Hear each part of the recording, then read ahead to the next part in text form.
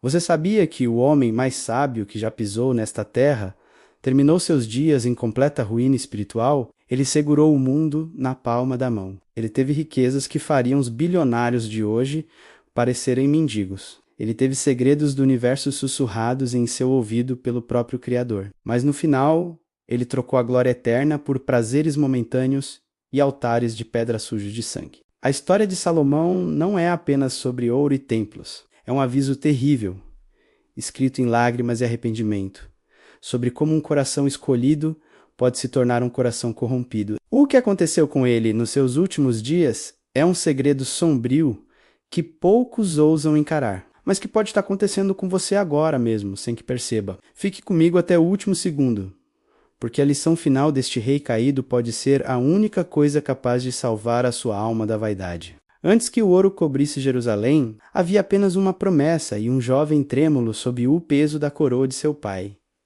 Davi. Salomão não nasceu pronto. Ele nasceu sob a sombra de um escândalo e cresceu sob a expectativa de um império. Mas Deus, em sua infinita misericórdia, desceu na quietude da noite em Gibeão. Imagine a cena, o Deus do universo oferecendo um cheque em branco a um mortal. Pede-me o que quiseres. A maioria de nós teria pedido vida eterna, a morte dos inimigos ou montanhas de ouro. Mas Salomão, em um momento de clareza sobrenatural, pediu um coração compreensivo. Ele pediu para servir, não para ser servido. E essa humildade moveu o coração de Deus de tal maneira que ele recebeu o inimaginável, sabedoria inigualável, e como bônus, riquezas e honra que nenhum rei antes ou depois dele jamais possuiria. Os primeiros anos foram como um amanhecer dourado, que parecia que nunca acabaria. Israel tornou-se o centro do mundo. Reis e rainhas atravessavam desertos escaldantes apenas para ouvir a voz de Salomão. A rainha de Sabá, diante de tamanha majestade, perdeu o fôlego. O templo, a obra-prima da humanidade, erguia-se em Jerusalém não apenas como um edifício, mas como o ponto de encontro entre o céu e a terra. Ouro puro cobria as paredes, mas a verdadeira glória era a presença de Deus, que desceu como uma nuvem espessa, tão pesada que os sacerdotes não conseguiam ficar de pé. Salomão orava e o fogo descia. Ele governava e a paz reinava. Era o Éden restaurado. O homem estava em perfeita comunhão com seu Criador, mas o veneno mais mortal é aquele que tem gosto doce. A queda de Salomão não aconteceu com um estrondo repentino, mas com um sussurro lento e sedutor. Começou com a política, depois com o prazer e, finalmente, com a traição espiritual. A Bíblia diz que ele amou muitas mulheres estrangeiras, 700 esposas, 300 concubinas. O que começou talvez como alianças estratégicas para expandir o reino tornou-se a porta de entrada para o inferno dentro de sua própria casa. Deus havia avisado: não vos casareis com elas, pois perverterão o vosso coração. Salomão, o homem que catalogou todas as plantas e desvendou enigmas profundos, achou que era sábio demais para cair. Ele subestimou o poder do pecado. Então, o impensável aconteceu. O rei que construiu a casa de Deus começou a construir altares para demônios. Nos montes que cercavam a cidade santa, a fumaça de incenso a Moloque e a Camus começou a subir, competindo com o incenso do templo. Moloque, a abominação que exigia o sacrifício de crianças. Astarote, a deusa da sensualidade desenfreada. Salomão não apenas tolerou, ele financiou a escuridão para agradar suas esposas. Aquele coração, que um dia foi o santuário exclusivo da sabedoria divina, agora estava fragmentado, dividido, prostituído. Ele tentou servir a 2 senhores, mas acabou escravo de suas paixões. O homem que escreveu: "O temor do Senhor é o princípio da sabedoria", perdeu o temor, e com ele a verdadeira sabedoria. Deus não ficou em silêncio. Ele, que havia aparecido 2 vezes para abençoar, agora aparecia para julgar. A indignação divina é terrível, especialmente contra aqueles que conheceram a verdade e a desprezaram.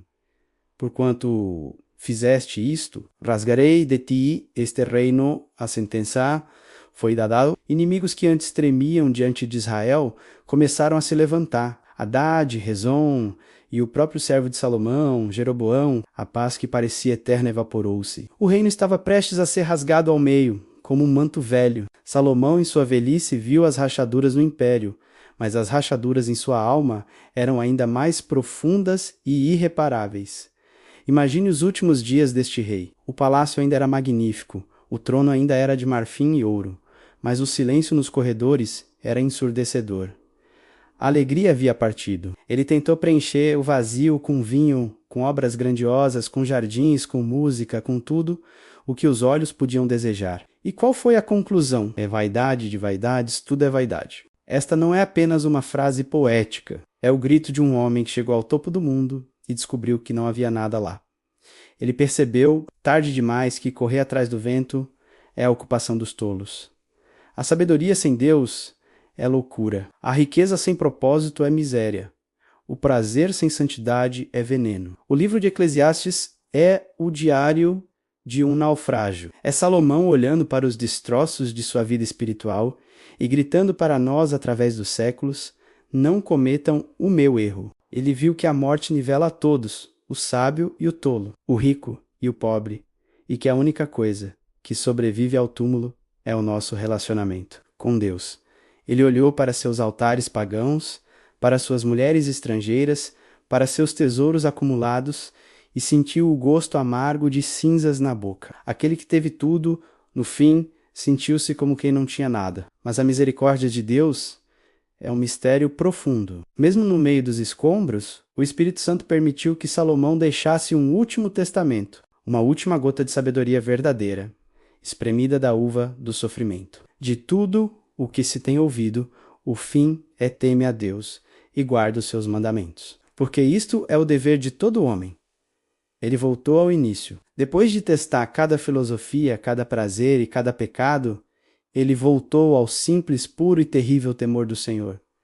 Você que me ouve agora, olhe para a sua vida. Você está construindo templos ou altares pagãos? Você está buscando a sabedoria que vem do alto ou a astúcia que vem do mundo? Talvez você não tenha 700 esposas, mas tem seus ídolos, o ídolo do dinheiro, o ídolo do ego, o ídolo da aprovação social, o ídolo do vício secreto. Tudo o que toma o lugar de Deus no trono do seu coração é um altar a Moloque. E o fim dessas coisas é sempre o mesmo: vaidade e correr atrás do vento. A tragédia de Salomão é um espelho. Se o homem mais sábio caiu, o que te faz pensar que você está seguro se não vigiar? Não deixe que sua biografia termine com um mas. Ele foi um grande homem, mas afastou-se de Deus. Não. Que o seu fim seja melhor que o seu começo. A sabedoria não é saber tudo. É obedecer àquele que sabe tudo. Rasgue os altares estranhos da sua vida hoje. Derrube os ídolos antes que eles derrubem você. O Rei dos Reis, Jesus Cristo, é maior que Salomão. Salomão construiu um templo de pedra. Jesus constrói um templo em seu coração. Salomão ofereceu milhares de animais. Jesus ofereceu a si mesmo. Salomão dividiu o reino. Jesus, eles une a humanidade. Não troque a eternidade por um momento. Não troque a primogenitura por um prato de lentilhas. Volte para o temor do Senhor enquanto há tempo. A verdadeira sabedoria é se render aos pés da cruz.